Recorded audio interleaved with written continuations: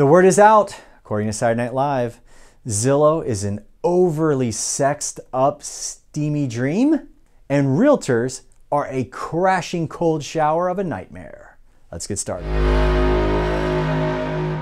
Hey everybody, in case you missed it here recently, Saturday Night Live teamed up with big tech real estate, Zillow. What? And they made a porn skit, to be honest. Okay. Zillow is portrayed as a guilty pleasure online stop to look at houses. And when you think about it, porn is a twisting of something that you can't or don't have. It's a lust for something, and that's really sad. They made it seem like all these people are online looking at something they can never have, like chasing a dream of home ownership is a fantasy. And the comments were interesting. They kind of point to that fact. I'm gonna share a few of the hilarious ones here later on.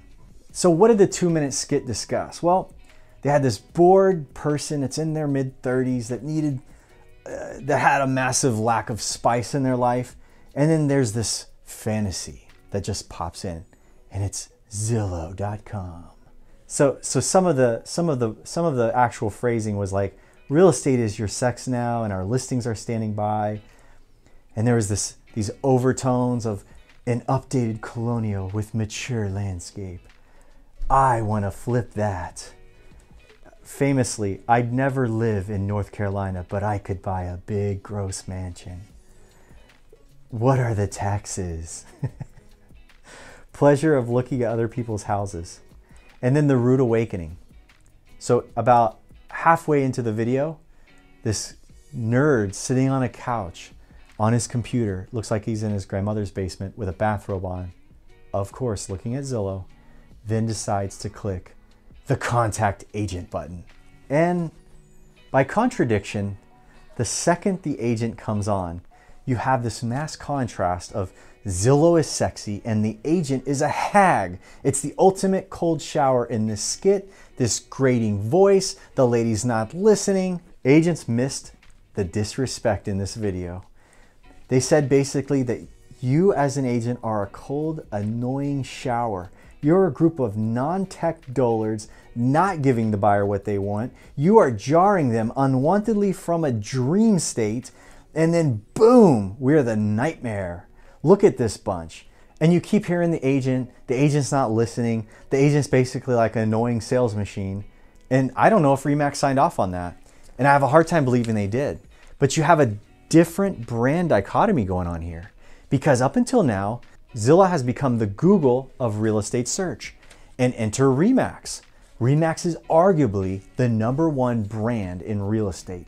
It is one of the most valuable of global brands for this industry sector. And look at the head-to-head that just took place. Now, I know this for a fact because I know how RE/MAX views themselves. I remember maybe 10 or 15 years ago at my office in Las Vegas of a small independent company that I owned. And at the time, I remember meeting with a RE/MAX franchisor who said to me, RE/MAX is the thoroughbred of real estate. I'll never forget it. Like, I don't remember the guy's face, his name, the rest of his presentation, but I remember him saying that. And then later on, we were trying to haggle over some things. RE/MAX doesn't haggle. We're the thoroughbreds of real estate. Came up again. And the reality is that's what RE/MAX thinks of themselves. But Saturday Night Live has taken a massive cannonball to the idea that RE/MAX is on the cutting edge of anything, particularly as they framed it in that video. This is not my own admission. I have nothing against the brand. I just think it's interesting. It had to be RE/MAX. Those agents themselves, they think technology will never replace me.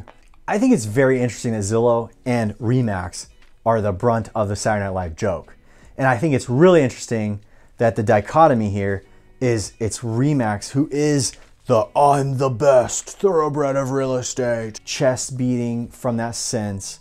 And also the idea that like real estate is brain surgery. You need me. I'm the best artisan of the profession of all time, right? And you're going right at them and saying that they're basically an old clown show and that we're sexy. So in reality, the joke's on us as realtors, because now what's not so funny about this skit is Zillow is now licensed in all 50 states and ready to get into your lane. They have just branded themselves as Zillow equals where you want to be to find a home on nationwide TV, global in fact. And agents, you're not on Zillow's dashboard anymore. They are driving the bus right over you and you probably don't know it. If you don't come off of your high horses and rethink how you're doing business in the next few years, you'll be sitting on the sidelines fast wondering what happened to the business after it's already escaped you. What I found alarming is the reality of how many people, based on the comment section is hilarious, actually spend time on Zillow. I mean, there's kids in high school, teenagers, 20-somethings, 30-somethings, everybody was on there like, that's totally me. I'm on Zillow all the time. And the numbers prove it out. I mean, we have 5 million transactions a year, yet they have 100 million unique visitors. Doesn't quite weigh out. There's not a single house for 100 million people that are visiting their site. So the voyeurism on Zillow is extraordinarily high. But listen to some of these comments. Someone said, Kimberly Cawley said, listing agents are now everyone's cold shower. And someone said, haha, I see you with that skit reference, plus it's true. Oh. Haha, they really are. You are spot on. Man, sad. Shay Lulu said, Zillow window shopping at 2 a.m. and seeing the $1 million in San Francisco gets you a studio apartment with no kitchen, no designated parking spot or AC unit, while in Texas you get 6 acres.